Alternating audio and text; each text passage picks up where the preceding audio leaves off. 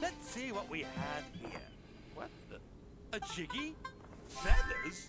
Where did you find all of these? They were just knocking about back there. Why? Is there a problem? Oh dear.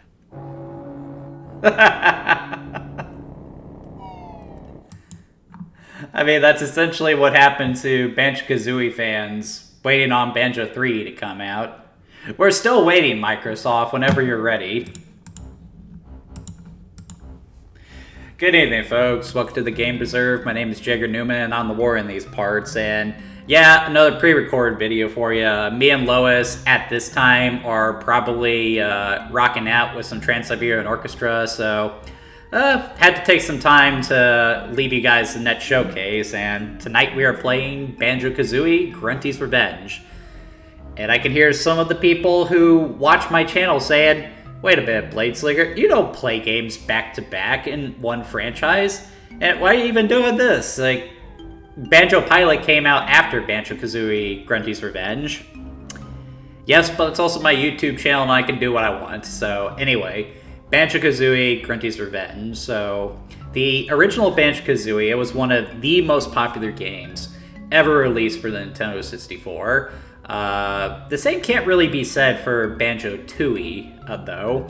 While it definitely wasn't a bad game, in fact, it's arguably better than the first game, if you ask me.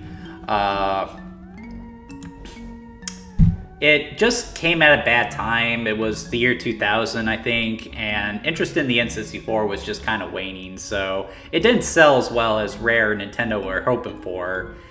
And right after that, Rare got to work on the next game in the series, though it didn't make it very far past a tech demo for Space World as to what a Banjo-Kazooie game will look like on the GameCube. And this was primarily because some interesting things were happening behind the scenes. Though Rare heavily padded out the library of the N64, their last several games on the console weren't exactly the most profitable games. Games like Conker's Bad Fur Day and I think Jet Force Gemini actually bombed at retail, I think. So, like, they were sort of having a hard time financially, and they were hoping that Nintendo would pump some more money into the company by buying the other shares of the company. But for reasons that will forever baffle me, Nintendo opted not to take Rare up on that offer. And Nintendo's loss was Microsoft's gain, because they would make Rare an offer that they couldn't refuse, and it was unfortunately one that Nintendo couldn't refuse either. So it was that Rare parted ways with Nintendo and became a second-party developer for Microsoft, making games exclusively for the Xbox. Almost, though, because at the time, Rare had a couple of games in production for the Nintendo 64, not 64, the Game Boy Advance, and they had done a decent amount of work on them, so they weren't necessarily ready to, shelf those games. So Microsoft would actually work out a deal with THQ to publish their Game Boy Advance games independently of Microsoft. So yeah, it was cool that they were willing to let Rare do that. I think they would even let them be hired by Nintendo to port the Donkey Kong Country series to the Game Boy Advance. One of the first games that they released in this deal was Banjo-Kazooie Grunty's Revenge, which was the third game in the Banjo series, and unfortunately it didn't do very well. The only reason I know about this game is because my little brother bought it when he was a kid. Like, he just was walking through Toys R Us, he saw Banjo-Kazooie Grunty's Revenge right there. It's like, oh, Banjo, I gotta have that, and that's how I ended up playing that. However, I don't have a lot of, memories playing this game per se. And since then, it's sort of become just that weird handheld entry in the series that most people tend to gloss over. In fact, I almost completely forgot to cover it for the showcase. My initial plan for December this year was to do Banjo-Kazooie Nuts and Bolts Nets, but now I gotta get this one done. That's also why I decided to look at Banjo Pilots this year as well. just so I don't have to put off Banjo-Kazooie Nuts and Bolts for another year, because I do have some things to say about that game. But anyway, let's go ahead and get this started. Man, the Game Boy Advance games always look awful when you beat them up like this. These pictures look so clear when you were looking at them on a small Game Boy screen. That kind of goes for the title too, and I actually do kind of like this title. It does sort of create the same effect as, you know, the Banjo-Tooie screen. I feel like Grunty's Revenge is sort of haphazardly put on there though.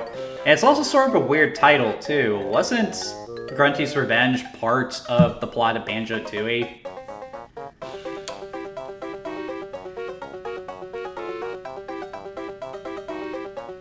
And the Banjo-Tooie, it said a year, right?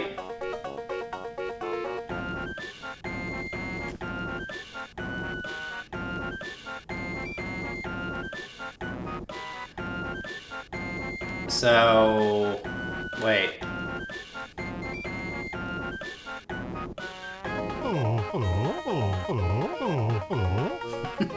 They still got the Banjo-Kazooie style gibberish, which is always charming. Meanwhile... Put your back into it, Chief!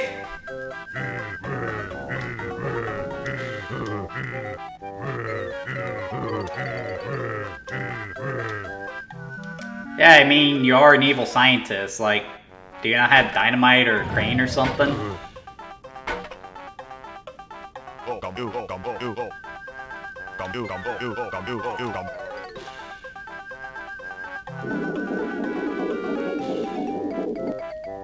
A Mecha Grunty. Now that's interesting.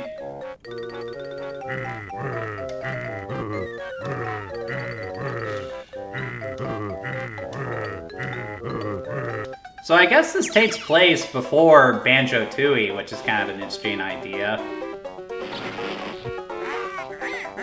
And the idea of a Mecha Grunty is pretty damn cool, I must admit. They would sort of revisit that idea for Banjo-Kazooie Nuts and Bolts.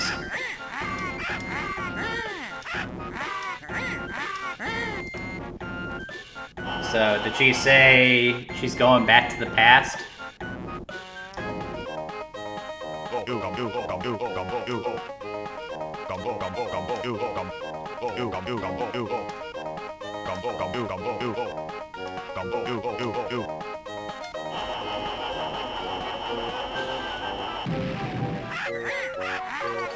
She is so much bigger than the house, that's great.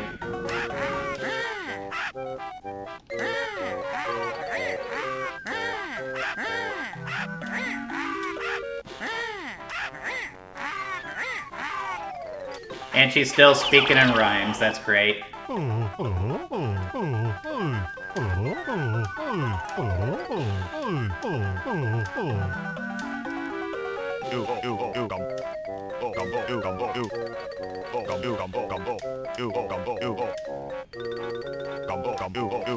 He's talking about himself. How old is Mumbo, actually?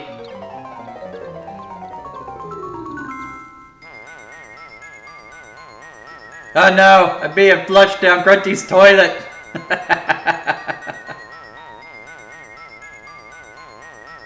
This kind of hypnotized me, actually. Oh. Now that's annoying right there.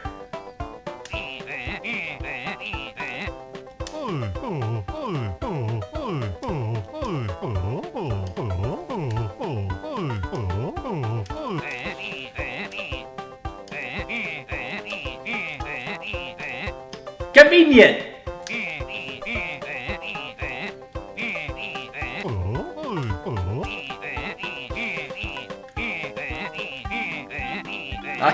It took me a second to get that. Mimba Jumba. Oh, Mumbo Jumbo. No, I mean it. The writing in this game is still great, though. Very on point for the Banjo series.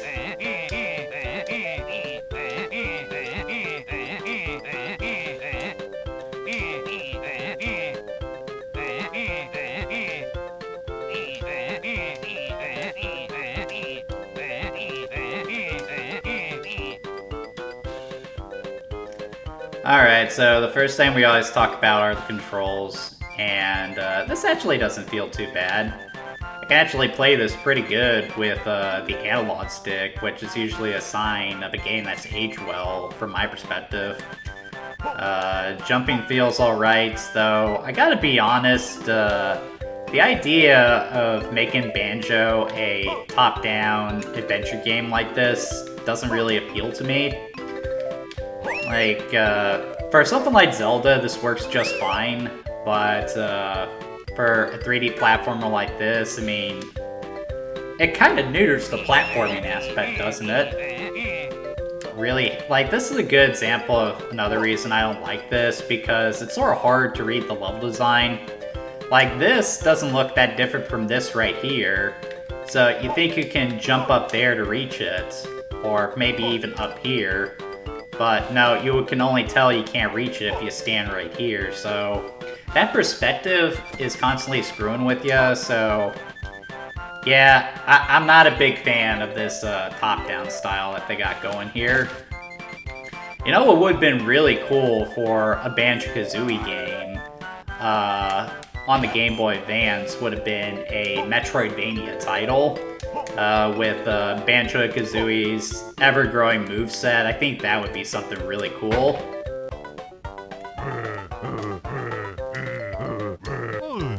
Bleeders.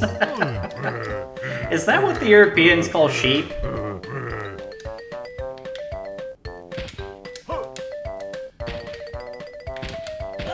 Maggot.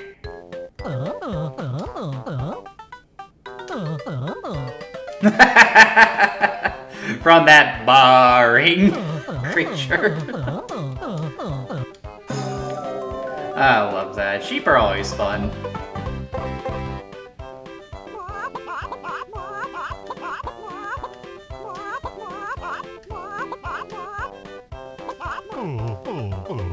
I wonder what Kazooie would say if she was here. It is sort of a bold choice for the early stage of the game for them to take Kazooie out of the picture. I mean, it is called Banjo-Kazooie. From what I understand, Grunty's Revenge was actually in production a lot longer than you would expect. It originally began production as a Game Boy Color game, and it would have been called Grunty's Curse. And it would have concerned Banjo in another dimension. Kazooie would be kidnapped by Grunty. She would be turned into a monster, along with Mumbo, Bottles, and Humba Wumba. I think this is even referenced at some point. Banjo, when he finds Kazooie later in the game, states that he's surprised that Grunty didn't turn him into a monster. I don't know if that would have been a terribly good plot, but it is an interesting tidbit, isn't it?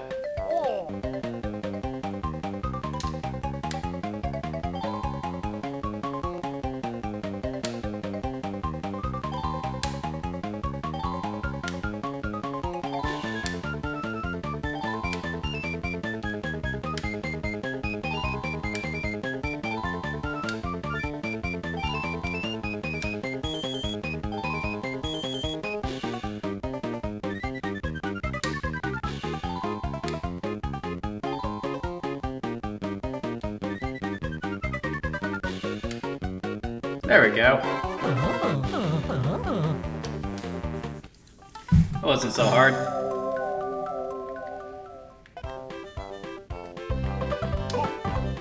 Bum.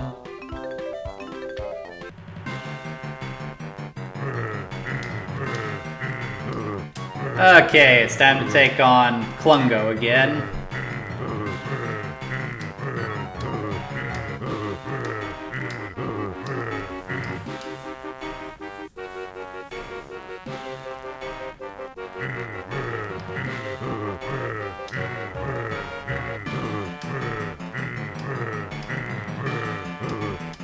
Bring it on, Klungo.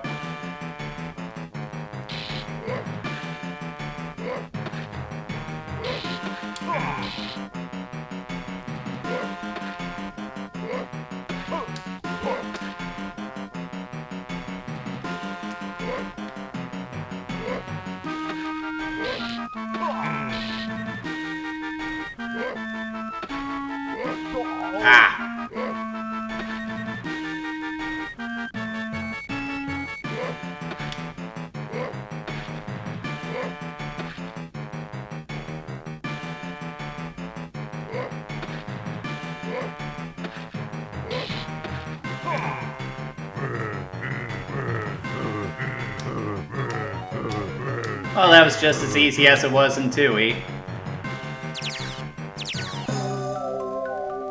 Yeah, run away like a little pansy. Ooh, this is nice. I guess we're in the 70s.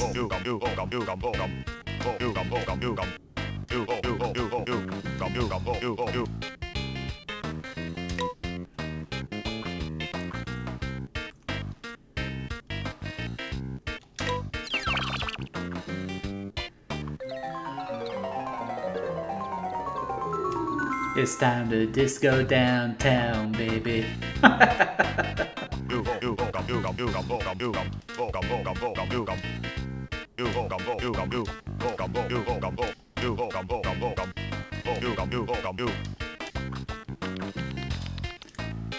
So now we are a rat.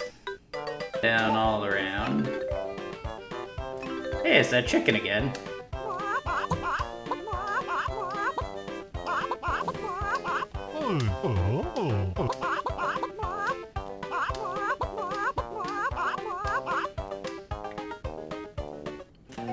Banzai!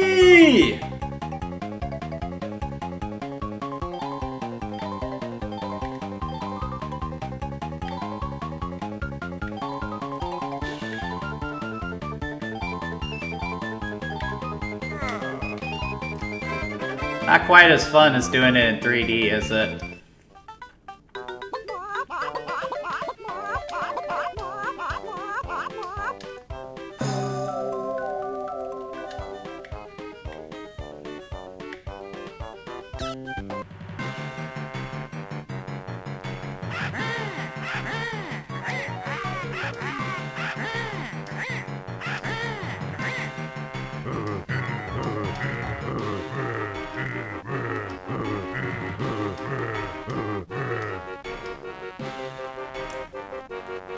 That's a little menacing.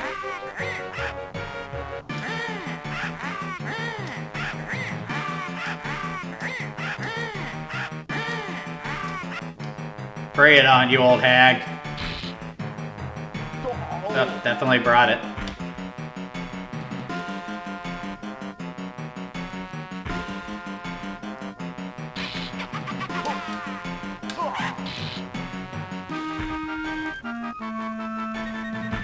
I feel like she's definitely getting faster. Not too hard to avoid, though.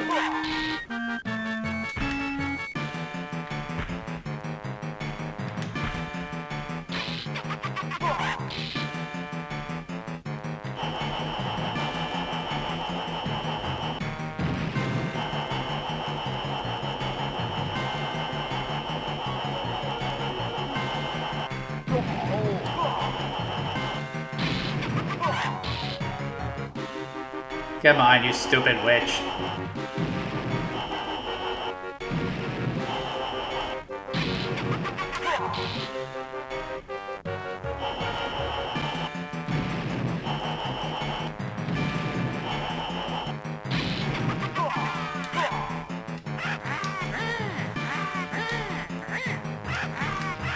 How can the sun be in your eyes? You don't have eyes.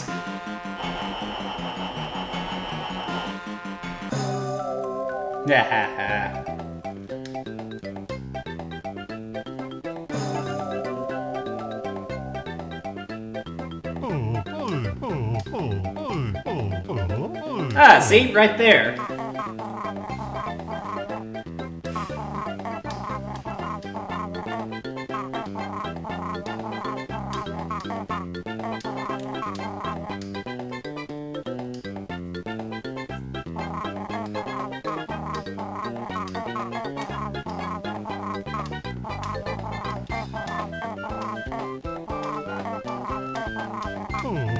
Great, now Kazooie's giving me tutorials.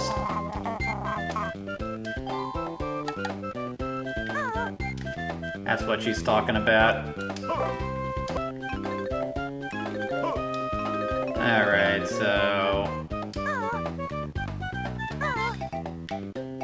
Oh, I like that. Being able to pull Kazooie out like that at any time. You can even jump with it too, that's cool.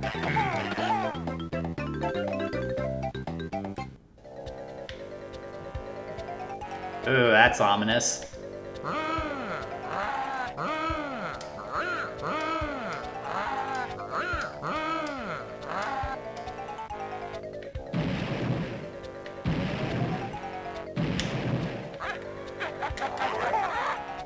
Yeah, stupid skull thingamabobber.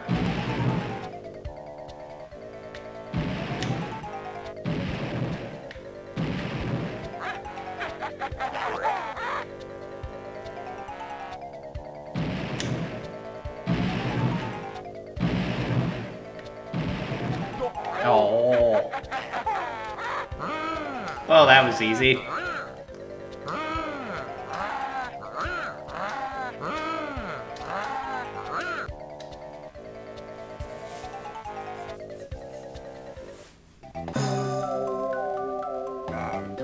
I was gonna take a hit from that guy.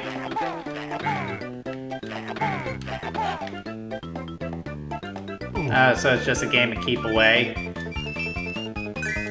Avast-ye!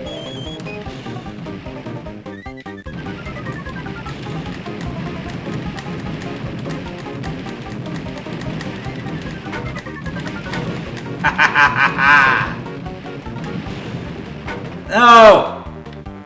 Me booty! Yeah, a hard time controlling this.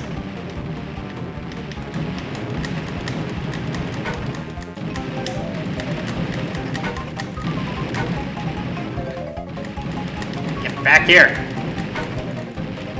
It's mine! Oh, Banjo, move! 1 second! Ha-ha!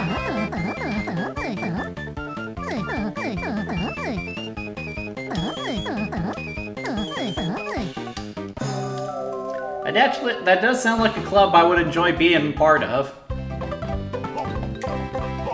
Here.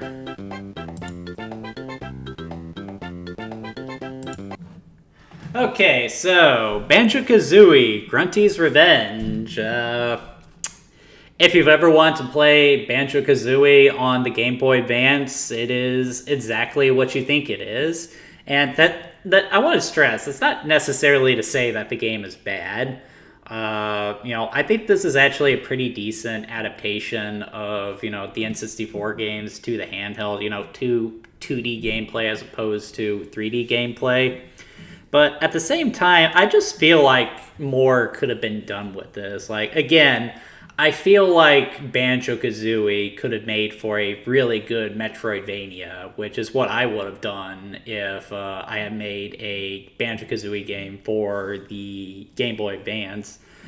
But at the same time, it's not like Banjo-Kazooie's Grunty's Revenge does anything bad or wrong or anything like that. The graphics are fine, the writing is still on point, there's some creativity with the story, even if not a whole lot is done with the time travel mechanic. The controls are fine, the music is fine, everything is just fine. It's fine. That is how I would describe Banjo-Kazooie Grunty's Revenge. This isn't necessarily a game that I would say necessarily needed to exist, but it is interesting. So from now on, we're going to be asking, should you play the game? Should we preserve the game? Or should we scrap the game? And I would say preserve the game because, again, it is interesting enough to warrant its existence, but not interesting enough to where I would encourage people to seek out and play it. Not necessarily good, not necessarily bad, just average.